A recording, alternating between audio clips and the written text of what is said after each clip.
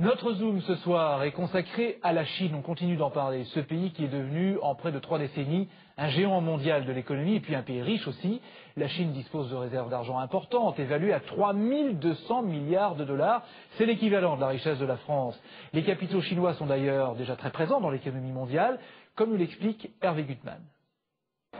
Bienvenue en Chine-Afrique et tapis rouge pour le président chinois Hu Jintao. Nous sommes au Kenya où la Chine investit en grande pompe comme sur le reste du continent africain, principalement sur des terres agricoles.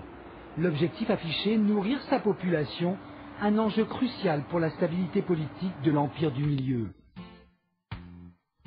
C'est par le port du Pirée en Grèce que la Chine entre en Europe.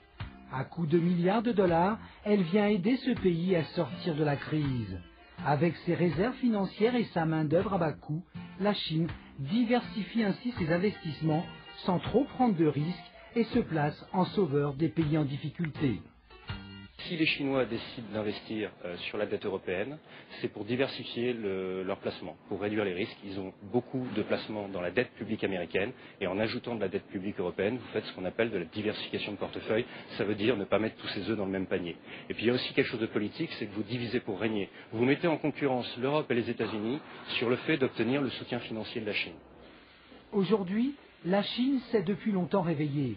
Mieux encore, richissime et sans complexe, elle est en train de s'implanter dans le monde. En rachetant plus encore de la dette européenne, il y a une pièce maîtresse dans l'échiquier mondial.